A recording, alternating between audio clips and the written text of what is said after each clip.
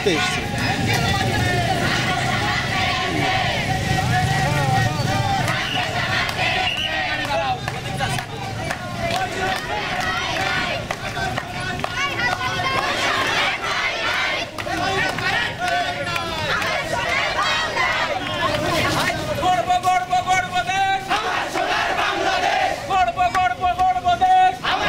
আমরা 7 জন নিয়ে শুরু করছিলাম, সেই মিছিল কিন্তু এখন 700-তে ছাড়িয়ে গেছে এবং আস্তে আস্তে পুরো জেলাতে এই আন্দোলন ছড়িয়ে যাবে এবং গেছে।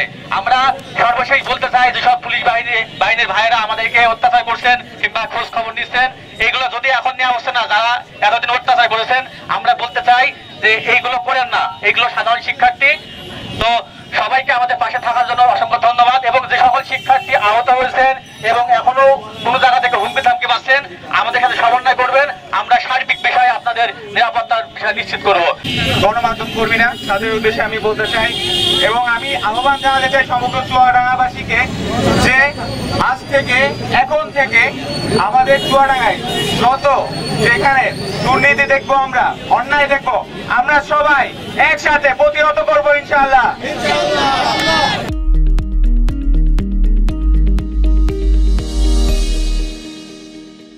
এই 7 জন এখানে আছেন, তাদেরকে প্রতিনিয়ত এনএসআই হুমকি দেওয়া হচ্ছে, কেউ বাসায় থাকবেন না।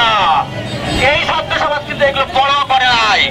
তারপরে আমরা দেখেছেন যে 18ই আগস্ট তাৎপর্যের মধ্যে শিক্ষার্থীদের নিরস্ত থাকার পরও তাদেরকে কিভাবে পিটানো হয়েছে। আমাদের এখানে অনেক ভাই আছে যারা এখনো ভালোভাবে হাঁটতে পারে না। আমরা এগুলো কি বিচার চাই? আমরা বলতে চাই এই সন্ত্রাসী কার্যক্রম করে রক্ষা পাওয়া যাবে না ভাই। এই রাষ্ট্রের ভালো আমরা সবসময় চেয়েছি। আপনারা জানেন স্বাধীনতা অর্জন করার থেকে স্বাধীনতা রক্ষা করা অনেক কঠিন। এই মুহূর্তে চারিদিকে একটি নৈরাজ্য সৃষ্টির পায়তারা চলছে, একটি ঝামেলা করার চেষ্টা করা হচ্ছে। একটি মহল, বিশেষ করে দুষ্কৃতিকারীরা বিভিন্ন জায়গায় ঝামেলা করার চেষ্টা করছে।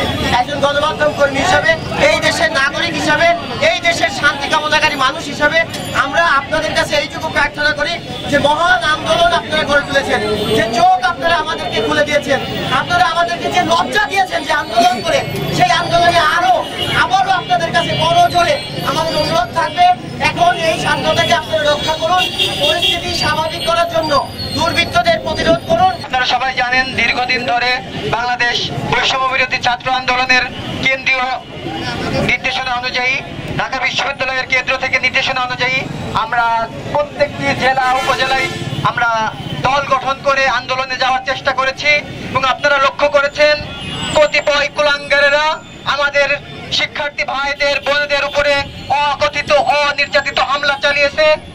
কোনো এমন আমাদের চুয়াডাঙ্গা জেলার প্রত্যেকটা উপজেলায় যখনই প্রত্যেকটি টিম গঠন করা হয়েছে, আলমডাঙ্গা থেকে আমরা যখনই কোনো কিছু করতে গেছি, আমাদের বাসায় বাড়িতে যে হুমকি দেওয়া হয়েছে, পিতামাতার কাছে অভিযোগ